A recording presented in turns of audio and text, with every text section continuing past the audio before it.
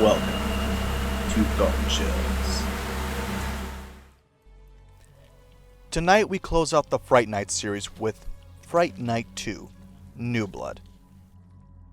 Right off the bat, this should not have been called Fright Night 2. If you were expecting a sequel, sorry to disappoint you, but this is yet another retelling of the original. The only changes are that Charlie and his friends are studying abroad in Romania. So, Romania, huh? Yeah, Romania. And Jerry is a woman this time around. And she also just so happens to be Elizabeth Bathory. a.k.a. Countess Dracula. Anyways, instead of Jerry living right next door, this time she's staying at the apartment building across the street from Charlie and Evil Ed. Peter Vincent makes a return, but instead of being a TV horror host or a Las Vegas illusionist, now he's a monster hunter for his TV show, Fright Night. How many times do I have to tell you to stay away from the fucking camera? Charlie is played by Will Payne and Peter Vincent is played by Sean Power. Unfortunately, their performances are forgettable, nor do they carry any of the charisma as the actors before them. I wish I could help, kid. You can! But I won't. It also needs to be noted that Peter Vincent is underutilized in this movie. He feels more like a side character. Even in the last act, he barely does anything. One of the key factors that made the previous movie so great was the dynamic between Charlie and Peter. But now this movie is lacking that, so now we're just left with Charlie for the majority of the runtime. As for Jamie Murray as Jerry Dandridge, aside from her being sexy and seductive, that's all there is to her character. I know you liked what you saw. All of our previous Fright Night villains had dual personalities. They came off as charismatic and magnetic individuals, to becoming bloodthirsty monsters when they showed off their true nature. Jerry doesn't have much of a change. She's the same in her class as she is when she's bloodthirsty. As for the rest of our characters, Sasha Parkinson is pretty wooden as Amy. Listen, Amy, I wanted to talk to you. Charlie, we're not gonna do this here, okay? And Chris Waller as Evil Ed comes up as more annoying than funny. Get back, you creature of the night! The pacing in this movie is really drawn out as well.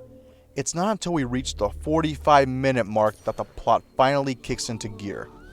Till then, it's nothing but bullshit exposition. You a quick history of the Vampire of the Month in comic form. The sexual factor is also cranked up high. I counted 4 sexual situations within the first hour. At least there's some action happening.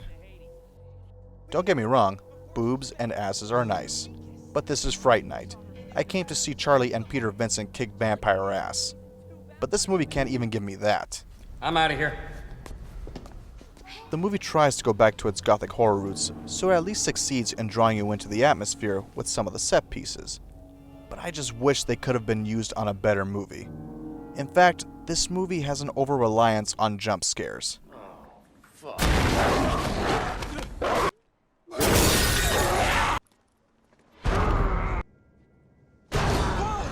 Fucking A, man, can we just cut the shit? The action, on the other hand, is pretty shitty. If you're epileptic, I strongly advise caution when watching this movie. There's a chase scene through a series of dark corridors where Jerry is chasing Charlie and Amy. Jerry does this thing with echolocation, where I guess she's able to weaponize it, and it causes disorientation for Charlie and Amy. I'll spare you guys the pain that I went through, but I will say I couldn't see shit during this scene.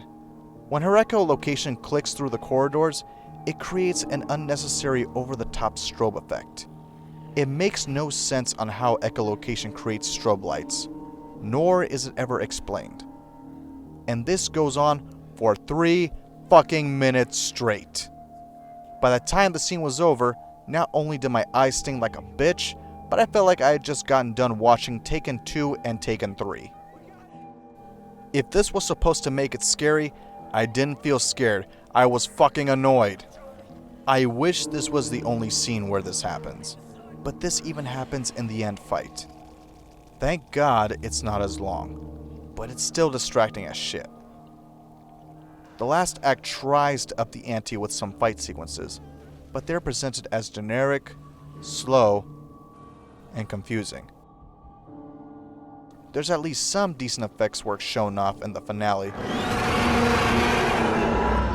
but then there's also some really bad. They're swimming in a pool of blood. There's no way they should be this clean. What are they swimming in, fucking Hawaiian Punch? This movie doesn't bring anything new to the table. There really was no reason for it to be made. But here it is. And it pains me to say, but this is the last Fright Night. You're not missing out on anything here. Just stick to the first 3 movies and just leave it at that. Time to stake this franchise in the heart and put it to rest. Welcome to Fright Night for real, bitch. Well, there you have it. Fright Night. The first one. An incredible and unforgettable experience with some kick-ass practical effects. The sequel. While not as memorable as the original, it's still a lot of fun, and in fact, I think it's a good follow-up. It's very rare that happens. The remake. Surprisingly fun and engaging. It was a great update of the original. And the fourth one, why do you do this to me? What the hell do you call that? It ain't a sequel, and then it's kind of a reboot, so then what the hell is it? It ain't nothing. It ain't shit. So I guess there's that. Well, kicking off our next series, check out a classic werewolf film that we're going to be taking a look at next time. And guess what? It truly shows you that sometimes life just ain't fair.